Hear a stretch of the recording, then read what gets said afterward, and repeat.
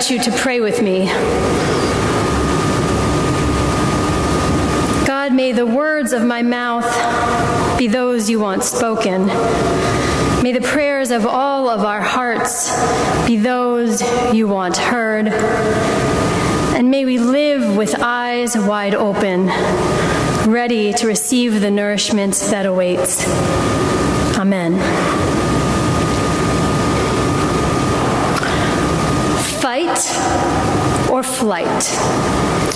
This familiar concept brings me back to my short-lived career as a psychology major in college, when we learned about how our brains are wired to respond to an immediately stressful situation, something that we might find threatening, scary, harmful.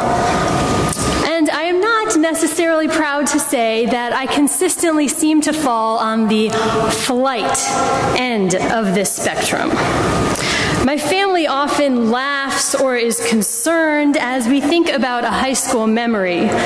This memory exemplifies these fleeing tendencies in a fairly strong way. In this memory, our family is driving up an icy mountain one Christmas, a steep icy mountain one Christmas, and all of a sudden our car started slowly rolling backwards. And while the other members of my family just sort of looked panicked and sat just in a frozen sort of fear, I suddenly opened the car door, jumped out as fast as I could, slammed it behind me, and ran. If the car rolling backwards wasn't shocking enough for my family in that moment, my intense instinct to flee out of there left all of us a bit speechless that day. So indeed, I've always known that perhaps I'm a little more prone to fleeing in the face of threat. It's not something I must say I'm too proud of, but it's what this brain inside my head tells me to do. Our gospel story from Luke today brings to mind this idea of fight or flight. Here we meet Jesus as he is on the road to Jerusalem. He is traveling towards his Palm Sunday arrival. And Jesus is spending these days casting out demons, healing the sick, even breaking all sorts of rules about what is permissible on the Sabbath or not. And along this journey, we find out that a group of unspecified Pharisees find him. These Pharisees find him and they warn Jesus to flee. They warn Jesus to flee because Herod wants to kill him. Now, we don't know who these Pharisees are. We don't know what motivates them in this moment. And I suppose it doesn't really matter who they are. We just know that they tell Jesus to run away, save his life. And yet strongly and confidently, Jesus refuses. No, Jesus says, he will instead keep his sights set on Jerusalem. He will look at Jerusalem face on, knowing clearly that he is journeying right to the cross of Good Friday. And so here we have it. Jesus is put in quite a fight or flight situation. Run away, he is warned, and I certainly know what I would have done. I would have turned my back on Jerusalem and fled as far, far away as I could. But Jesus seems to engage in neither of these options. Not fight, not flight, but rather, this is a story of sight. Neither fighting nor flighting, Jesus keeps his gaze firmly and squarely on Jerusalem. In the face of danger, he doesn't turn his back or run for the hills, but rather he keeps his eyes and heart open to the uncertain, scary, and definitely threatening road ahead. Indeed, Indeed, today's story is a story of sight. It is a story of the gifts, the wonder, and the nourishment that we can experience when our eyes stay wide open, even when we'd rather slam that car door and run for the hills. You likely know by now that here at Church of the Covenant, we are exploring the senses during Lent. And each week we are spending time exploring and experiencing the nourishment that God gives us when we open each of those senses that we have access to. So on this day dedicated to sight, it seems quite perfect that our lectionary cycle presents us with a story of a bold, courageous Jesus who instinctively keeps his eyes open and his gaze focused, even and especially when others are telling him to flee. He prefers instead to keep his eyes right there.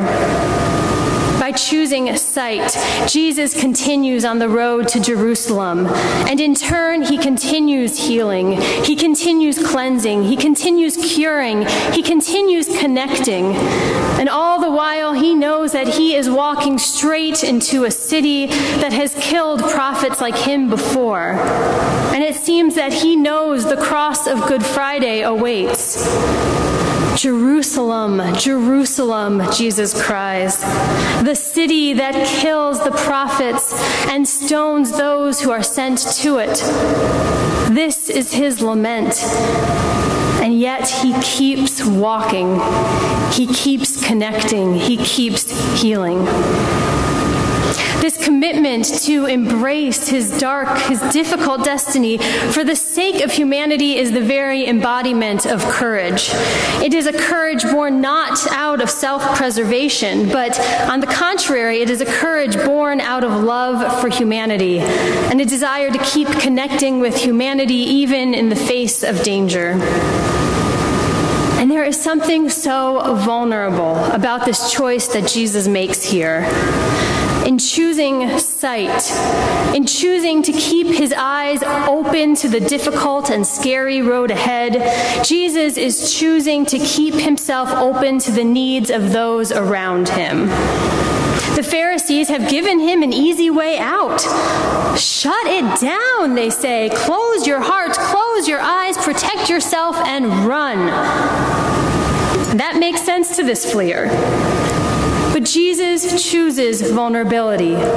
Jesus chooses to keep himself open to the needs of the world, the people of the world, the path of the world, even when that path is leading him into a threatening place like Jerusalem. And you may have noticed that in this message that Jesus describes himself as a mother hen, gathering her brood of chicks in her wings for protection and safety to illustrate his love and concern for God's people. This mother hen love that Jesus has for God's people is the vulnerable kind of love that happens when you realize that you fiercely love someone so much that you'll do for them the things that you might not be able to do even for yourself. The image that Jesus chooses of a mother hen spreading her wings to gather up her beloved children paints a visual image of this vulnerable, fierce love beautifully. Author and Episcopal priest Barbara Brown Taylor describes this image best when she writes, "If you have ever loved someone you could not protect, then you understand the depth of Jesus' lament. All you can do is open your arms. You cannot make anyone walk into them. And meanwhile, this is the most vulnerable posture in the world. Wings spread, chest exposed, heart exposed. But if you mean what you say, then this is how you stand." Jesus' choice of this image has helped me realize that it is our vulnerability, our outstretched arms and open heart that spurs our courage and nourishes our strength, simply because you can and you will do things for those you love that you simply would not or could not do for yourself. And so Jesus continues looking towards Jerusalem, not to prove himself fearless, but instead Jesus sets his sight on Jerusalem, embracing the fear and uncertainty that awaits him out of a profound love for the people around him. It is the fierce and vulnerable love of a mother hen that will stop at nothing to protect her children. The sight that Jesus chooses today is not just purely an eyes-only detached kind of sight. The kind of sight that Jesus chooses here and is an embodied, intimate seeing and knowing that can be experienced not only through the eyes, but also through our bodies. Whether that be the embracing hands and arms of a human or the gathering wings of a hen. This past Wednesday evening, a group of us from Church of the Covenant met downstairs in Bates Hall with our own Kathy Bull and her colleague Kate. Both are teachers at Perkins School for the Blind. Kathy and Kate had come to talk to us about the role of touch for their students with visual impairments. Kathy and Kate beautifully shared with us how their students learn through touch. They chat with one another. They build friendships through touch. And perhaps most poignantly, they see the world and they see one another through touch. For their students, to touch something is to see something. To hold something is to see something. To examine something closely, knowing the contours of its shape, its idiosyncrasies, its quirks, is to see it. For those of us gathering in Bates Hall this Wednesday, we learned a whole new way of seeing. Seeing is not limited to our eyes, Kathy and Kate reminded us, for it is clear that their students certainly see things too. But for them, seeing is just a bit more embodied, just a bit more tactile, just a bit more intimate. Keeping our eyes open and our gaze steady doesn't just mean through eyes. To see can mean to know. To see can mean to hold and to touch. And so it is with Jesus on the road to Jerusalem. To see Jerusalem means to hold Jerusalem, to gather her people up like a mother hen gathers her chicks, holding them and loving them and protecting them from danger. And so, like Jesus, this Lent we too have the option to choose sight.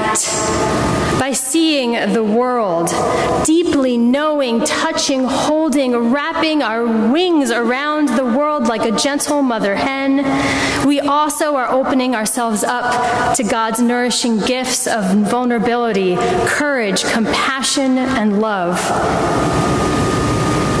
And so today I invite you to consider what might be the road to Jerusalem in your life.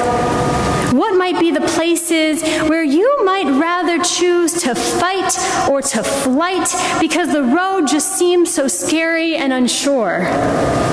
Perhaps that road is a difficult conversation that you'd rather not have.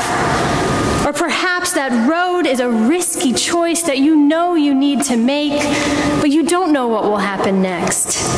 Or perhaps that road is something new in your life, and you just don't know what it will be like. In the face of our fear and our uncertainty, our well-trained and our well-intentioned brains, they may tell us to fight it, put it off, deny it, reject it. Or perhaps, like me, your instinct might be flight. Shut those eyes, turn your head, run for the hills, maybe even jump right out of that rolling car. But as usual, Jesus is here this week showing us a third way, the way of sight, the way of spreading our arms and wings wide open, exposing our heart to the world around us, and walking down the path. And who knows what nourishing gifts might await. The gift of connection, of compassion, of courage, and of vulnerability just may be ours when we see and we embrace with this fiercest kind of love. Amen.